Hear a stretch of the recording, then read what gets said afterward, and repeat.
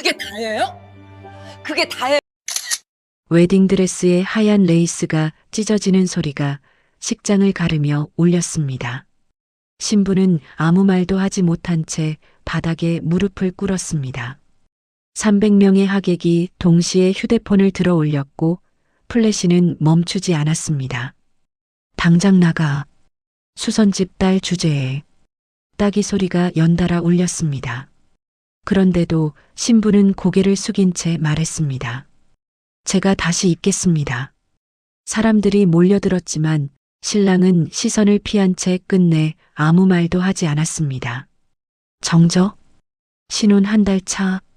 부엌에서 접시가 흔들리고 시어머니의 손이 며느리의 머리채를 움켜쥐고 거칠게 흔듭니다.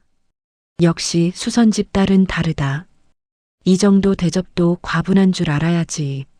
남편은 그 자리에 서서 지켜만 봤습니다. 저는 참았습니다.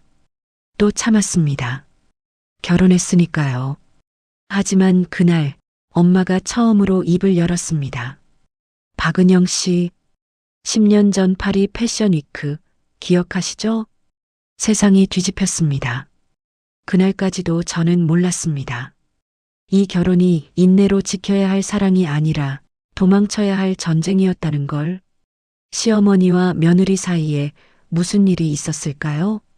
왜 도망쳐야 할 전쟁이었을까요? 그 뒤의 이야기가 궁금하면 구독과 좋아요를 눌러주세요. 구독은 사랑입니다. 저는 작은 회사의 격리 사원이었습니다. 특별할 것 없는 자리에서 특별할 것 없는 하루를 보내고 있었습니다. 그곳에서 그를 만났습니다. 같은 부서의 대리. 말수가 많지 않았고 무례하지 않았고 적당히 다정했습니다. 어느 날 퇴근 후 그가 말했습니다. 결혼하자. 화려한 프로포즈는 아니었지만 그 말이 거짓처럼 들리지는 않았습니다. 며칠 뒤 그의 어머니를 처음 만났습니다. 장소는 우리 수선집 앞이었습니다. 시어머니는 간판을 한 번, 엄마를 한 번, 저를 한 번 훑어봤습니다. 여기서 일하세요? 짧은 질문이었지만 그날 이후 모든 게 달라졌습니다. 그 후로 시어머니의 말은 늘 비슷했습니다. 학벌 이야기, 집안 이야기, 그리고 아들이 얼마나 괜찮은 사람인지에 대한 이야기. 저는 고개를 끄덕였습니다. 드레스 피팅 날에도 시어머니는 함께 왔습니다. 열 벌을 갈아입는 동안 고개는 한 번도 끄덕여지지 않았습니다. 엄마가 조심스럽게 레이스를 만지려던 순간 시어머니의 손이 먼저 날아갔습니다. 손대지 마세요. 엄마는 말없이 손을 걷었습니다. 피팅이 끝나고 돌아오는 길 시어머니는 그에게 조용히 말했습니다. 결혼식 날 처가 쪽은 뒤에 앉혀. 그는 잠시도 망설이지 않았습니다. 알겠어요. 저는 들었습니다. 하지만 모른 척했습니다. 그날 밤 수선집으로 돌아와 엄마가 내온 따뜻한 차를 마셨습니다. 힘들었지. 저는 웃으며 말했습니다. 괜찮다고. 제가 잘하면 돼요. 그 말이 진심이었습니다. 결혼하면 참는 게 맞다고, 가정을 지키는 게 책임이라고 믿었습니다. 수선집 딸이라도 누군가의 아내가 되고 며느리가 되는 거라면 그 정도는 감당해야 한다고 생각했습니다. 아직은 몰랐습니다.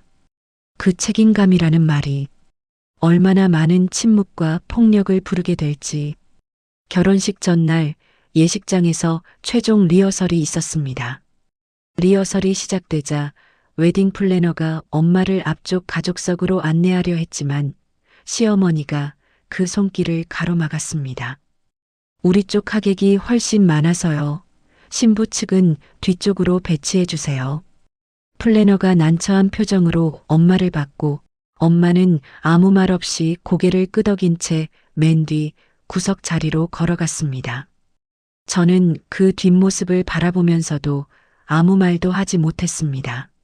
리허설이 끝나고 신부 대기실로 들어가자 엄마가 벽에 걸린 드레스에 구겨진 레이스를 자연스럽게 펴려 했지만 시어머니가 재빨리 들어와 엄마의 손을 막아섰습니다. 어머님이 직접 하실 필요 없어요. 전문가가 내일 올 거예요. 혹시라도 실수하시면 곤란하니까요. 엄마는 말없이 손을 거두었고 시어머니는 드레스를 훑어보며 가격 이야기를 꺼냈습니다. 이 가격에 이 정도면 괜찮네요. 우리 친구 딸은 3천만 원짜리 입었는데 말이에요. 방안이 조용해졌고 시어머니는 엄마를 향해 한 번 더 못을 박았습니다. 내일 하객분들 앞에서 부끄럽지 않게 행동하셔야 해요. 우리 체면도 있으니까요. 엄마의 목소리는 떨리지 않았지만 무릎 위에 놓인 손은 미세하게 떨리고 있었습니다. 저녁 식사 자리에는 양가 가족이 함께 모였는데 신랑 측 친척들이 긴 테이블 중앙을 차지했고 저희는 자연스럽게 끝자리로 밀려났습니다. 시아버지가 젓가락을 들며 말했습니다. 내일 중요한 분들 많이 오십니다. 실례 없도록 조심하세요. 식사 중간쯤 시어머니의 휴대폰이 울렸고 그녀는 자리에서 일어나지도 않은 채 통화를 받았습니다. 응, 내일 와. 우리 며느리? 응. 그냥 평범해. 집안은 별로고. 그 말이 테이블 전체에 들렸지만 아무도 뭐라 하지 않았습니다. 통화를 끝낸 시어머니가 저를 보며 덧붙였습니다. 내일 친구들한테 잘 보여야 해요. 알겠죠? 그가 제 손을 잡으며 작게 속삭였습니다. 괜찮아. 내일 좋은 날이야. 저는 웃으려 애썼지만 입가만 겉돌았습니다. 집으로 돌아가는 버스 안에서 엄마는 창밖만 바라봤고 저는 엄마의 붉어진 눈가를 보면서도 아무 말도 꺼내지 못했습니다. 수선집에 도착해 마주 앉았을 때 엄마가 먼저 입을 열었습니다. 결혼은 원래 그래. 처음엔 다 어려워. 시간 지나면 나아질 거야. 응. 그리고 힘들면 언제든 엄마한테 와, 알았지? 저는 고개를 끄덕였지만 속으로는 이미 결심하고 있었습니다. 힘들어도 엄마한테 말하지 않겠다고 결혼했으니 이제 새 가족이니까 제가 참고 잘하면 되는 거라고요. 엄마가 옷장에서 작은 손수건을 꺼냈는데 하얀 천에 섬세한 꽃무늬가 수놓아져 있었습니다. 이거 엄마가 어젯밤에 만들었어. 내일 가지고 가. 손수건을 받아든 순간 엄마의 손길에서 전해지는 따뜻함에 가슴이 먹먹해졌습니다. 행복해야 해, 꼭. 그날 밤 저는 그 손수건을 베개 밑에 넣고 잠들었고 꿈속에서도 내일의 결혼식을 그렸습니다. 설레었지만 동시에 두려웠고 괜찮을 거라고. 스스로를 다독이면서도 가슴 한구석이 불안으로 무겁게 가라앉았습니다. 아직은 몰랐습니다. 내일 그 결혼식장에서 어떤 일이 벌어질지, 그리고 엄마가 수놓아준 그 작은 손수건이 얼마나 큰 의미를 가지게 될지를요. 결혼식 당일 아침 예식장 신부 대기실은 분주했습니다. 메이크업 아티스트가 제 얼굴에 분을 바르고 있었고 헤어 디자이너가 머리를 틀어 올리며 핀을 꽂았습니다. 거울 속 제 모습은 낯설었지만 아름다웠고 오늘만큼은 주인공이 될 수 있다는 생각에 가슴이 두근거렸습니다. 엄마가 조용히 구석에 앉아 그 모습을 지켜보고 있었는데 시어머니가 들어서자마자 분위기가 달라졌습니다. 어머, 화장이 너무 진한 거 아니에요? 우리 아들이 원래 수수한 걸 좋아하는데. 메이크업 아티스트가 난처한 표정을 지었지만 시어머니는 개의치 않고 계속 지적했습니다. 립스틱 색도 좀 바꿔보세요. 너무 튀잖아요. 결국 화장은 2번이나 고쳐졌고 거울 속 제 얼굴은 처음보다 훨씬 창백하고 생기 없어 보였습니다. 식이 시작되기 30분 전 하객들이 속속 입장하기 시작했습니다. 신랑 측 하객들은 화려한 옷차림으로 앞쪽 VIP석을 가득 메웠고 시어머니는 그들 사이를 누비며 인사를 나누느라 바빴습니다. 어머, 사모님 오셨어요? 여기 앞쪽으로 앉으세요. 사장님, 오랜만이에요. 우리 며느리 예쁘죠? 반면 엄마와 수선집 단골 할머니 몇 분은 맨 뒷줄 구석에 조용히 자리를 잡았고 주변 하객들의 시선이 엄마의 소박한 옷차림을 훑고 지나가는 게 느껴졌습니다. 저분이 신부 어머니래. 옷 좀 봐. 저게 결혼식에 입고 올 옷이야? 속삭임이 들렸지만 엄마는 고개를 들지 않았습니다. 드디어 입장 시간이 되었고 저는 대기실 문 앞에서 엄마와 함께 서 있었습니다. 원래 계획대로라면 엄마와 함께 버질로드를 걸어야 했는데 그때 시어머니가 갑자기 나타났습니다. 어머님, 잠깐만요. 아까 옷에 주스 좀 묻었잖아요. 엄마의 옷은 깨끗했습니다. 괜찮습니다. 안 묻었어요. 아니에요. 여기 냄새 나요. 사진 찍을 때 신부 옆에 서시면 곤란한데. 시어머니가 웨딩 플래너를 불러 속삭였고 플래너가 조심스럽게 말했습니다. 요즘은 신부 혼자 입장하는 것도 트렌드거든요. 엄마가 제 손을 놓았습니다. 괜찮아. 넌 예쁘게 들어가. 엄마. 괜찮다니까. 음악이 시작되었고 저는 혼자 버질로드를 걸었습니다. 300명의 하객이 저를 바라봤지만 제 눈에는 맨 뒷줄 구석에 앉아 있는 엄마만 보였습니다. 엄마는 손수건으로 눈가를 닦고 있었고 그 손수건은 어젯밤 제게 건네준 바로 그것이었습니다. 식이 끝나고 사진 촬영 시간이 되었을 때 사진사가 양가 부모님을 불렀습니다. 자, 양가 부모님 앞으로 나오세요. 시부모님이 먼저 나왔고 엄마가 천천히 걸어 나오려는 순간 시어머니가 사진사에게 말했습니다. 우리 가족만 먼저 찍어요. 빨리빨리. 아, 네. 플래시가 터졌고 신랑 측 가족만 담긴 사진이 찍혔습니다. 엄마는 그대로 멈춰서서 뒤로 물러났고 저는 그 모습을 보면서도 아무 말도 하지 못했습니다. 결혼했으니까요. 이제 저쪽 가족이니까요. 참아야 한다고 생각했습니다. 피로 연장에서도 차별은 계속되었습니다. 신랑 측 하객들에게는 시어머니가 직접 테이블을 돌며 음식을 권했지만 엄마와 수선집 할머니들이 앉은 테이블에는 한 번도 오지 않았습니다. 저쪽은 신부 쪽이니까 알아서들 드시겠죠. 시어머니의 목소리가 들렸고 엄마는 아무것도 먹지 않은 채 물만 마시고 있었습니다. 모든 게 끝나고 신랑과 함께 대기실로 돌아왔을 때 저는 처음으로 그에게 말했습니다. 오늘 엄마한테 너무한 거 아니야? 그가 넥타이를 풀며 대답했습니다. 엄마가 원래 좀 그래. 나쁜 뜻은 없어.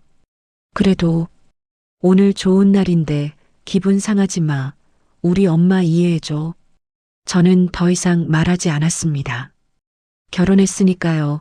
이제 한 가족이니까요.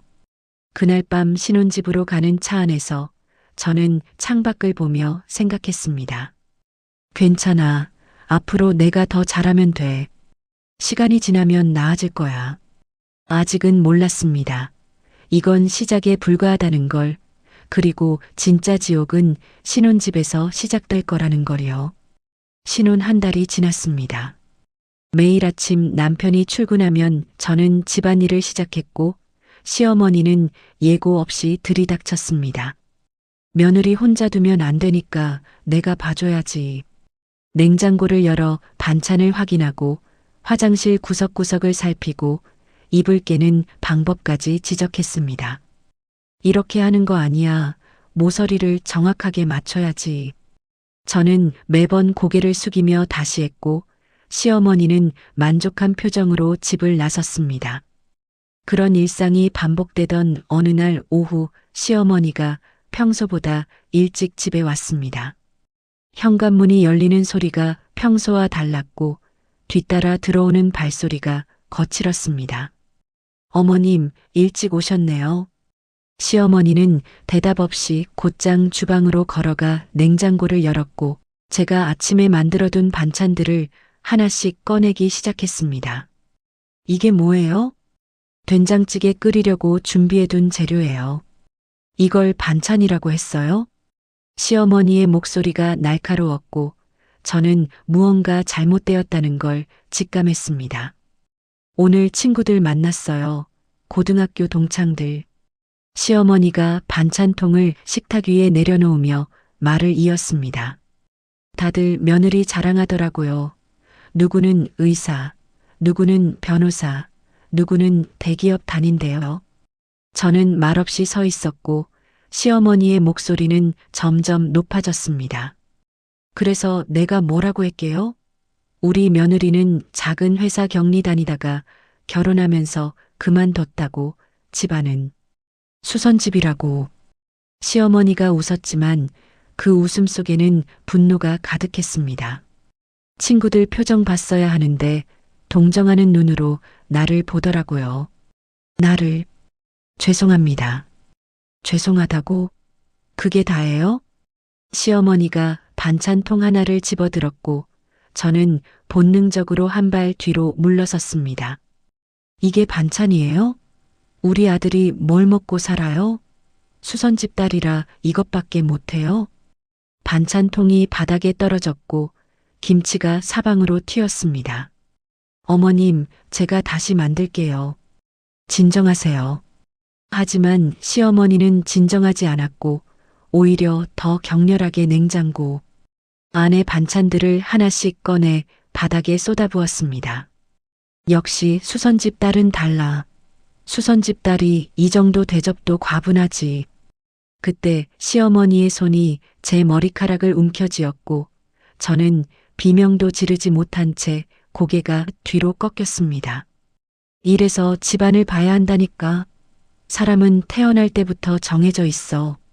시어머니가 제 머리채를 잡고 흔들 때마다 목이 꺾이는 듯한 통증이 밀려왔고 눈앞이 아찔했습니다. 바로 그때 현관문이 열렸고 남편이 들어섰습니다. 엄마, 왜 이러세요?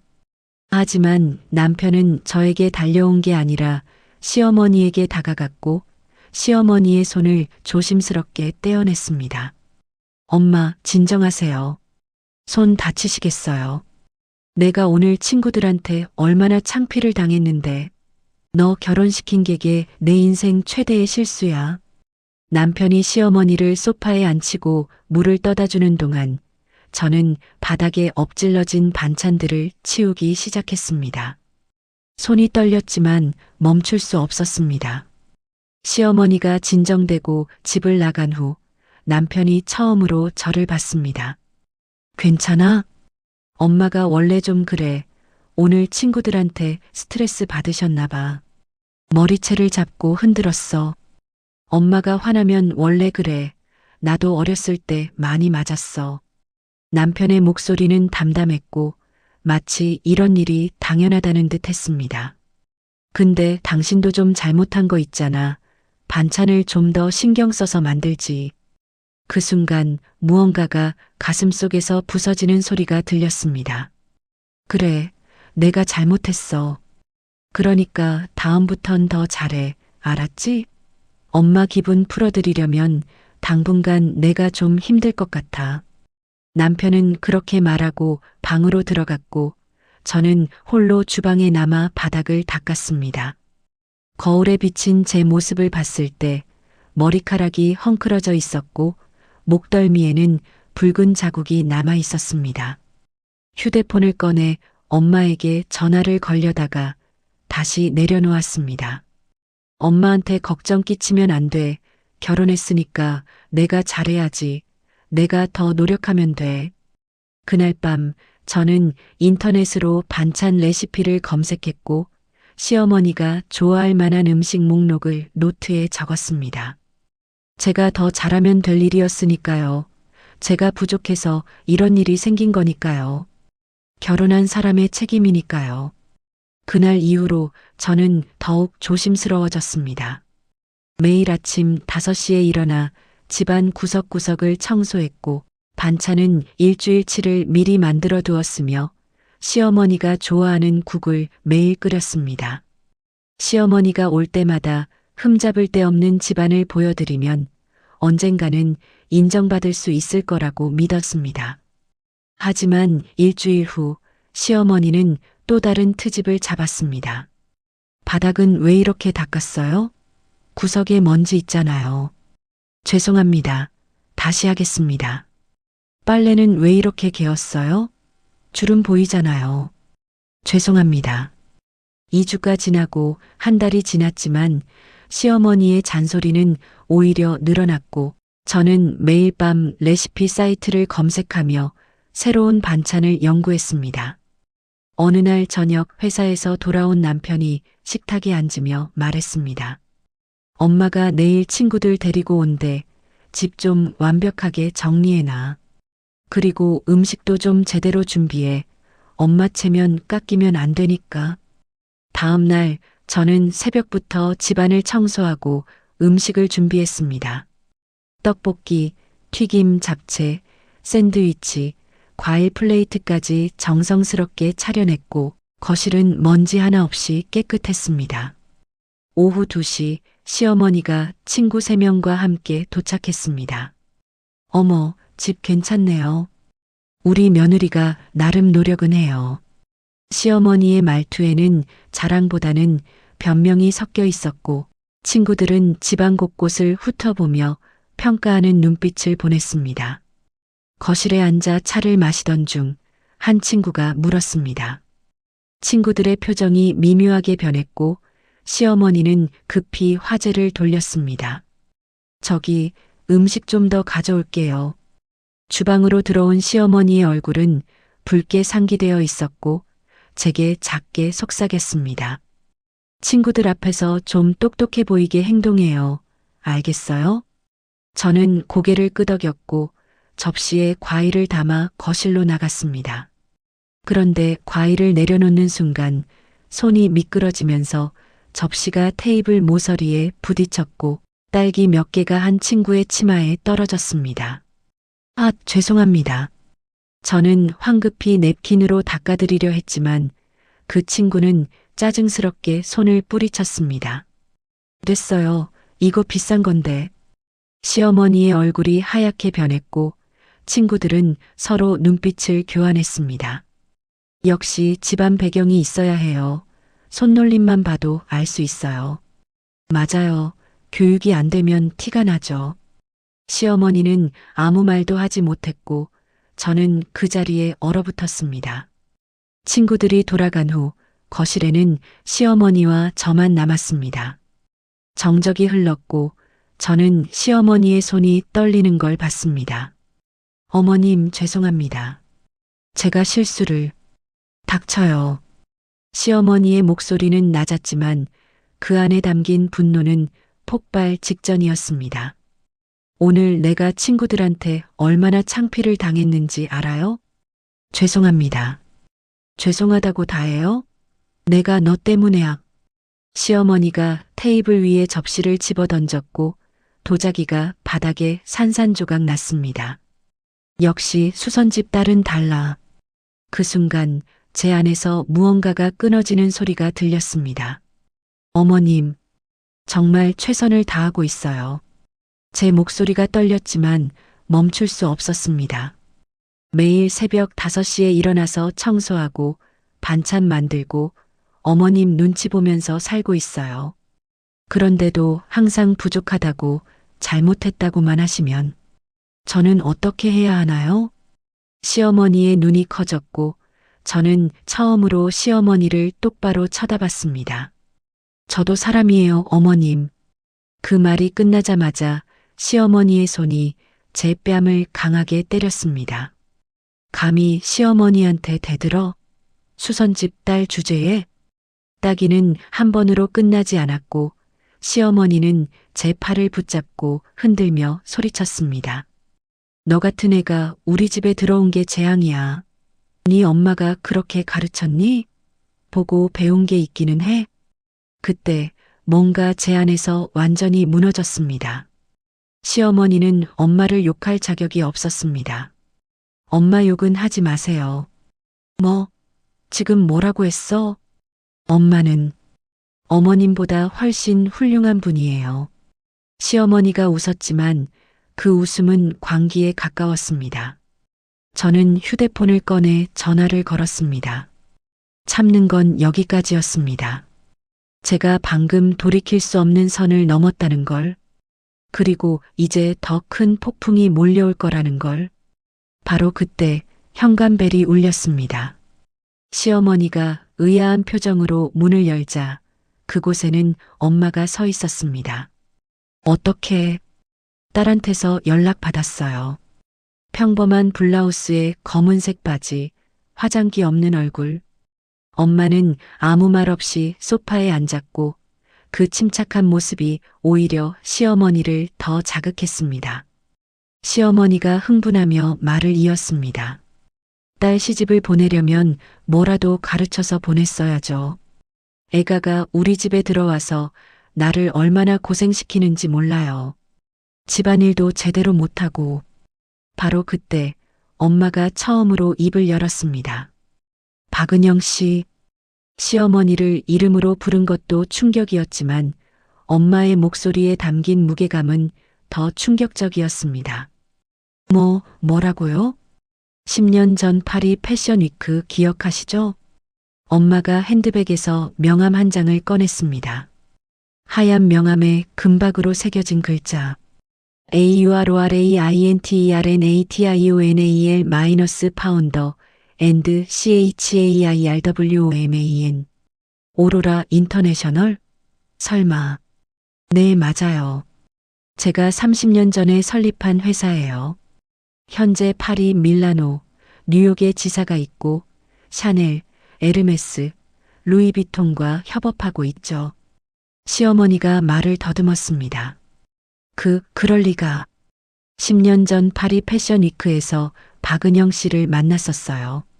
당시 작은 의류업체 사장이셨죠. 우리 회사와 거래하고 싶다고 명함을 주셨는데 엄마가 잠시 멈췄다가 말을 이었습니다. 품질 기준을 통과하지 못해서 거절했었죠. 시어머니의 얼굴이 새하얗게 변했습니다. 바로 그때 현관벨이 울렸고 정장을 입은 사람들이 들어왔습니다. 엄마를 따라온 사람들은 샤넬 코리아 대표, 에르메스 아시아 총괄, 루이비통 한국 지사장이었습니다. 이분들은 제 비즈니스 파트너들이에요. 오늘 회의가 있어서 함께 있다 딸아이 전화 받고 같이 왔습니다. 샤넬 대표가 시어머니를 보며 물었습니다. 실례지만 혹시 박은영 사장님이세요? 회장님께서 말씀하신 짝퉁 취급한다는. 시어머니는 대답도 하지 못했고 그저 입술만 파르르 떨렸습니다. 엄마가 저를 보며 부드럽게 말했습니다. 딸아, 이제 그만 참아도 돼. 엄마가 여기 있어. 그 순간 제 눈에서 눈물이 터져 나왔고 저는 엄마 품에 안겨 소리내어 울었습니다. 시어머니는 그대로 주저앉았고 친구들은 황급히 자리를 떴습니다.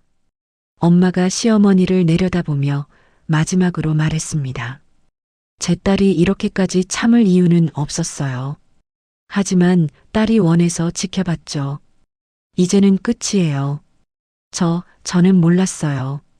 정말 알았다고 해서 달라졌을까요? 엄마의 질문에 시어머니는 대답하지 못했습니다. 그 순간 저는 깨달았습니다.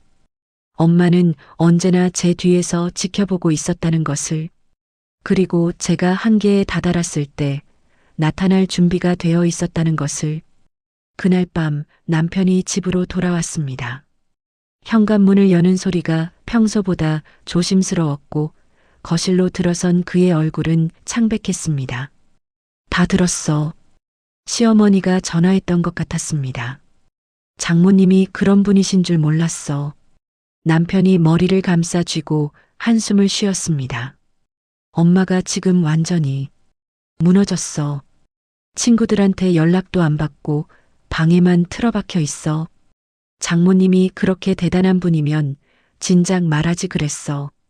우리 엄마가 그렇게까지 하지는 않았을 텐데. 그 말에 뭔가 가슴이 철렁 내려앉았습니다. 뭐라고? 아니, 우리 엄마도 알았으면 당신한테 그렇게 안 했을 거 아니야.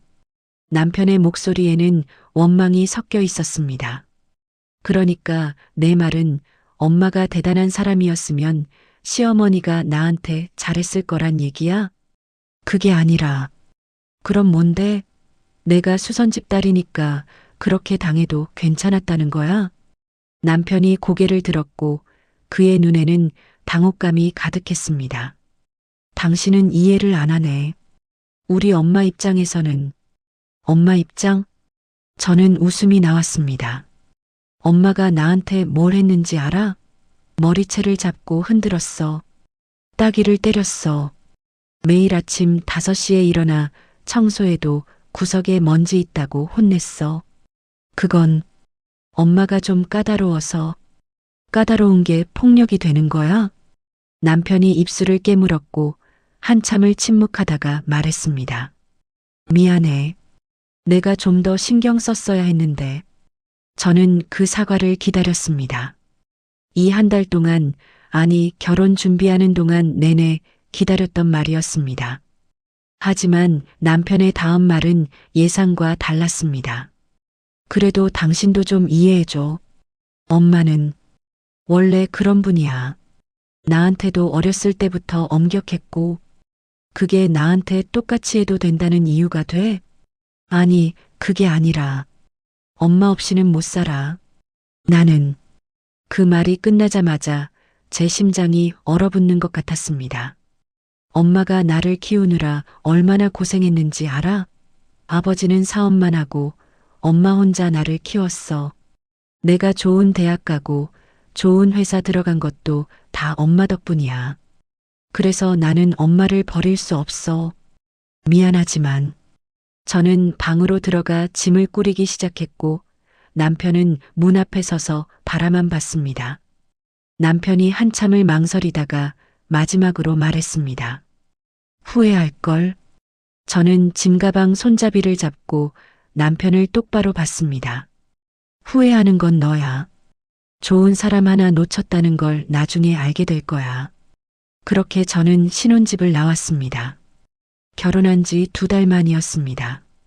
택시 안에서 엄마에게 전화를 걸었고 엄마는 한마디만 했습니다. 잘했어, 딸. 엄마가 마중 나갈게. 그제야 눈물이 터져 나왔습니다. 슬픔이 아니라 해방감이었습니다. 6달이 지났습니다.